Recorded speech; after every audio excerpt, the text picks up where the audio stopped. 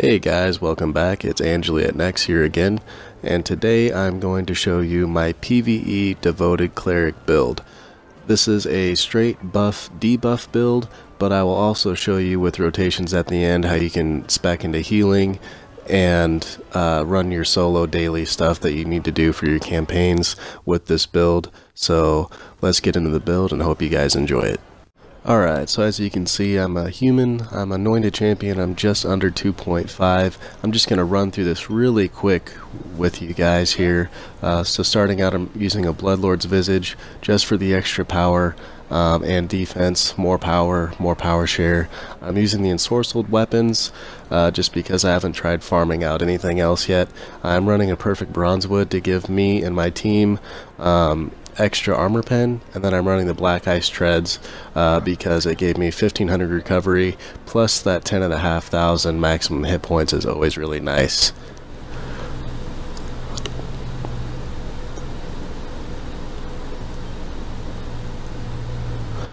And I'm running the Heart of the Red Dragon for power defense, and this is essentially free with the Dragonborn pack. And then Lantern of Revelation, this was my active for a while before I got my Cleric Sigil up, just to help the team with extra damage. But obviously I'm using the Cleric Sigil now for the power and defense. And then I'm running the Hunter Sigil for power and recovery. Stamina guard gain isn't that important for us, but it still is a good build. And as you can see, I don't have a slot in my shirt, but that'll change once I farm up some AD to get it. And then I'm running the Tiamat's belt, the Tiamat's necklace, and then eventually I will probably take off the Lantern of Revelation and put on Tiamat's orb, just because I'll have the set bonus and gain more incoming and outgoing healing. So I'm also running a Dragon Slayer ring. This is free from the Dragonborn pack. And then I'm running a Ring of Rising Focus, +3. And then as you can see, 20,000 power, 11.6 defense. That defense helps out a lot, and I'm not even running a decent armor enchantment really. But that 20,000 power, a little low, but you can stack it up a little higher. Your main stat points are going to be Wisdom for damage bonus, and Charisma for the action point gain, and recharge speed. I'm going to run through powers really quick here. Astral Seal is going to be on your left trigger, so that helps you get your healing started. That's going to be what you open with on every rotation that you use. And then Healing Lore, you could put this in if you've got if you're running a healing spec. I'm not running a healing spec, this is buff debuff, but you can use that also. Healing Word, in an ideal world you'd have 3 points there, but that's for healing spec. Flame Strike, this is only slotted because I've been running my dailies recently, but obviously once mod 11 comes and AA gets its little bit of rework, Hollowed Ground is going to be used quite a bit, I would imagine, so put 4 points in there. Chains of Blazing Light, this is in my rotation just to build more AP for the build, and it deals a pretty good amount of damage. Divine Fortune, you build Divinity 15% faster, and that's just at 3 points, so if it was at 4 points you'd build it 20% faster, so that helps us out a lot to get our Divine and fully empowered encounter powers out faster. Daunting Light, you'll want to put some points into this because this is going to be your hardest hitting ability for running your dailies, running solo content campaigns, that sort of thing. Holy Fervor, your attacks generate more AP. Everything we do is considered an attack, so that helps us out a lot. You can run Forge Master's Flame for a full debuff build if you wanted to. Just because of some of the feats that we take, any damage over times actually affect the enemy, debuff the enemy essentially, so it helps us out a lot, and it does us slow. You could also use Exaltation in place of Forge Masters. I didn't really know about Exaltation when I made this build, didn't know what it did, but you could actually use this as a debuff, and it does a little bit of healing as well. And then Blessing of Battle, this is our main at will. This gives us a buff and helps proc the healing on our teammates. So teammates get a buff, we get a buff, and it essentially just helps spread it around. Bastion of Health, you want to have points on this if you ever need to throw on heals for anything. That's going to be your biggest heal. Break the Spirit, this is our '1 debuff ability. You only want to use this fully empowered, just because if you don't use it fully empowered, it's just kind of a waste. But this, when Great Weapon Fighters see Break the Spirit, they just go ham on everything. Divine Glow, this gives a little bit of a heal, gives a damage buff and a debuff to the enemy. So it gives our allies a damage buff and a debuff to the enemy.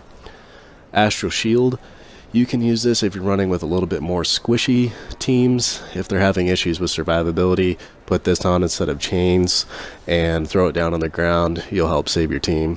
Anointed Army, this is obviously getting a rework in mod 11, where right now every ball that you have around you gives you 100% damage resistance, whereas in the new mod each ball is going to give you 20%. So instead of having 400% damage resistance, you're going to have 80. It's not that detrimental. I think it's still going to be used because they didn't touch the increase in damage and the boost in power that it gives you. All they did is rework the invincibility aspect of it. So it's still going to be very viable even after the rework. And then the rest of these you could throw on Hastening Light. I don't generally use it. I'm not using it at all, but you could still use it.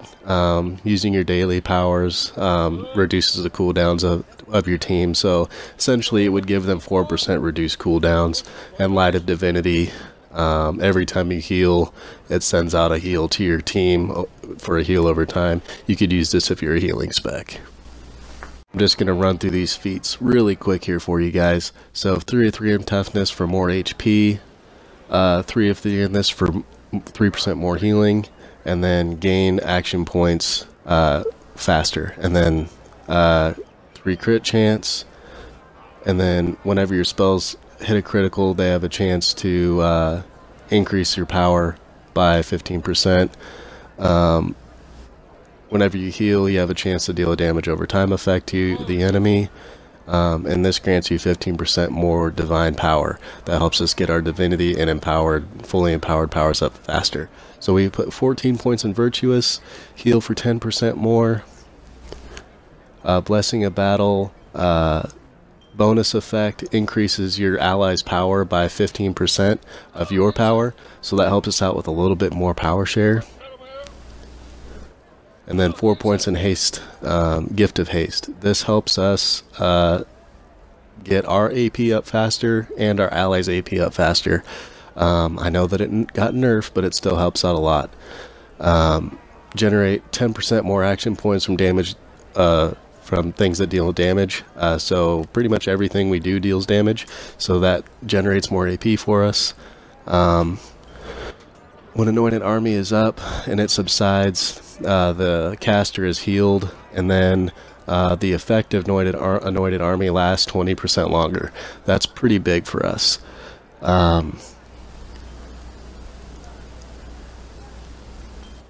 So that was power share there. Sorry, Mike was muted. And then foes who are under the effect of a damage over time take more damage, 10% more damage. So that this next couple feats here, let's see, Condemning Gaze. When Great Weapon Fighters see Condemn and they see Break the Spirit, they're going to go ham, because this gives a 15% more damage bonus. Coupled with a fully empowered Break the Spirit, that is a boatload of damage that they're going to be doing. And then Fire of the Gods here. When you critically strike a foe, they take their Set Ablaze, dealing 20% of your weapon damage over time. So this procs for where is it here? Right here. So they take 10% more damage from all sources when affected by damaging over time. So it procs itself. And then the Feat Stone is you gain a stack of Avatar, which gives 40% more damage and more healing. Divinity speed is increased, and you can only have it active every 60 seconds, so it's got a little bit of a downtime, but it is huge. You'll see it affect you a lot once it comes up. We'll run through boons really quick here for you guys just to show you which ones you need to take. You're going to take the 2% life steal severity with 1,000 maximum hit points, 400 incoming healing bonus, gain up to 2,000 recovery based on how much stamina guard you're missing, 3,200 max hit points, and 2% every frost resistance. And then this one here, when healing allies, your next attack deals 3,000 damage. Sharandar will go 400 power, 400 crit, 400 action point gain, or 3% action point gain rather. And then you could probably take the 20,000 heal, or you could take the 20,000 arcane damage. It's either way on this one. Personally, I'll probably take the heal. And then obviously Elvish Fury for the stacks of power. The more power we have, the more power we share. Dread Ring, power, lifesteal, 3% resistance ignored. And then I took the necrotic damage here, but you could obviously do this top one here for 20,000 heal with 4,000 defense afterwards. That would probably be more beneficial. And then Rampaging Madness, 4,000 power, 4,000 lifesteal, 4,000 regen. The more power we have, again, the more we power share. Icewind Dale, go with the 400 combat advantage bonus. And then 400 incoming healing, 400 recovery. You gain 2,000 power based on how much stamina you're missing. And then this one, you could go either way on 3 of these. I've seen a lot of clerics last hitting enemies, so that you can use that one. And then chance when healed to gain 1,000 or 3,000 damage to your next attack, you could use that one as well. Or you could use Avalanche, you build up the stacks, and then the 15,000 damage to nearby enemies. We're going to go 400 power, 1,600 maximum hit points, 400 crit, 1,600 max hit points.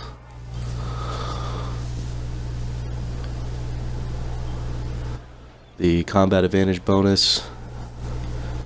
And then do the stamina regen just because control resist doesn't really affect us very much in PvE. And then you could either do the 10% damage versus demons, or you could do the demons do 5% less damage to you. It's either way you want to go. I'm personally going to take the 10% damage. Tyranny is 400 power, 400 crit, 400 armor pen, and then 400 lifesteal rating. And then you could go a lot of different ways here. You could do the lifesteal, you could do the crit severity. I'm probably going to do the increased incoming healing, just because a dead cleric isn't a good cleric, not useful. So the more you heal yourself, the better. Guild boons, I'm going power, defense, and revive sickness. And then you're going to go... I'm doing the 400 incoming healing when I get this, but you could obviously do the lifesteal severity. It just depends on which way you want to go. And then 400 combat advantage bonus, 3% action point gain, and then probably the best option here. You could do the 20% heal, or 20,000 hit point heal, or you could do Baphomet's Might to gain the 2,000 crit strike, which helps us out, which procs some of our feats. And then Elemental Evil, we're going to go 300 power, 200 max hit points, 4% life steal severity, 2,000 max hit points, 400 critical, 2,000 max hit points. And then we're going to go with this one here. When taking damage, you heal yourself for 24,000 points. When that subsides, you gain 1,000 recovery for 10 seconds. So I'm going to go through a few rotations for you guys here, just to show you the different ways that you can use this build, some of the utility of this build. You can really do about 4 different ways that you can set this build up. But just to start off, I'm going to go through my general buff debuff build, which is Chains of Blazing Light, Divine Glow, and Break the Spirit. So I'll kind of show you how it works here. Astral Seal 1 time, and then 2 Blessings of Battle to build your divinity. Hit your right bumper for divinity, 1 Divine Glow, and 2 Chains. Then you're going to cast Fully Empowered Break the Spirit, and then Chains again. Chains procs Condemned very well because it hits multiple enemies, and then just rinse and repeat, obviously. So you just keep doing that, and then generally what I like to do is cast AA, your Anointed Army, right after you cast your Fully Empowered Break the Spirit. So it everyone gets the same, or gets the buffs, all 3 buffs stacked at the same time. So you get Fully Empowered Break the Spirit, Anointed Army, and then Condemned when you drop your chains right after Anointed Army. So that's the basic premise for that, for the way that's set up. And then obviously just rinse and repeat that as you go, popping your sigil as you do it. So I'll just run through it really quick here again. Then there's AA, Condemned, and then just rinse and repeat. And you really want to try to get that Astral Seal to be your first hit, just so that you start proccing your healing on you and on your teammates, so that helps you out a lot. And so now I'll show you the same buff build, but instead of chains we will use Astral Shield if you're running with a little bit squishier group, just to help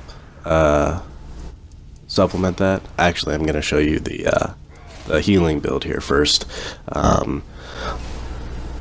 So you're going to run Healing Word, Healing Lore as a personal, and then Bastion of Health, and keep Divine Glow. Divine Glow does a little baby heal, so that's always useful. So do 1 Divine Glow, and then you could do double Bastion here, or you could do a Healing Word. You want to cast Fully Empowered Bastion, just because that is your biggest heal, so you want to maximize on that.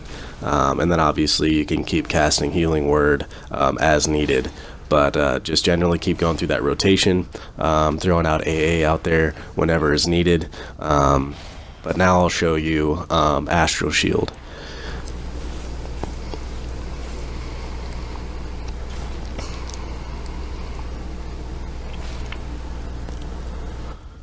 Put back on Holy Fervor, and then equip Break the Spirit instead of Bastion, Astral Shield instead of Chains, and then the setup is relatively the same. So do your Astral Seal, 2 Blessings of Battle, Divinity, Divine Glow, and then you could do 2 Astral Shields in Divinity, but I still run the Fully Empowered Break the Spirit just to get that massive debuff out there.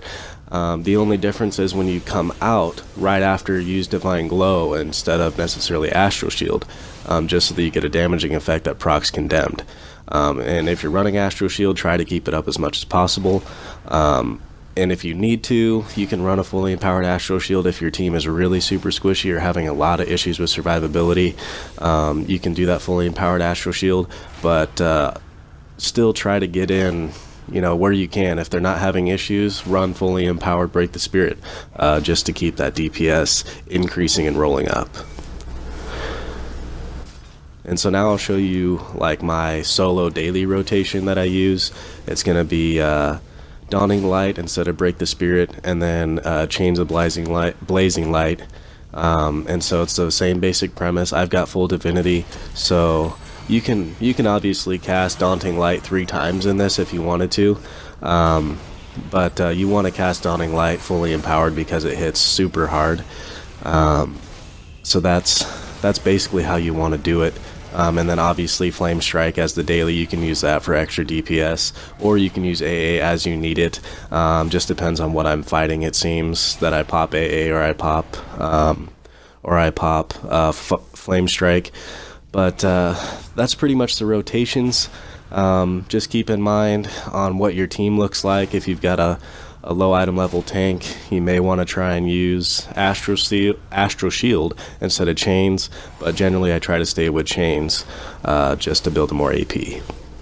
So that was my build, guys. Just want to thank you all for watching. As usual, if you have any comments, questions, concerns, anything like that, feel free to leave a comment below.